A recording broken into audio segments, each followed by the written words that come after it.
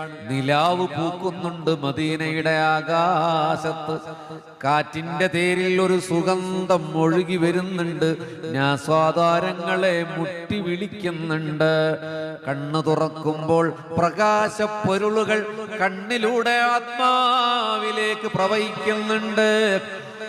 ലൗലൽ ഹിജ്റ ലകുന്തു റജുലൻ മിനൽ അൻസാർ. അൻസാറായി ജനിക്കേണ്ടയാളാണ് ഞാൻ. ഹിജ്റയുടെ പലായനം അള്ളാഹു എന്നിൽ വെച്ചില്ലായിരുന്നുവെങ്കിൽ മദീനി ആകേണ്ടയാളാണെന്ന് മുഹമ്മദ് മുസ്തഫ. ഇനി ഓർക്ക സലാത്തിലേക്ക് കേട്ടോ. തുർബത്തുൽ മദീന ശിഫാ.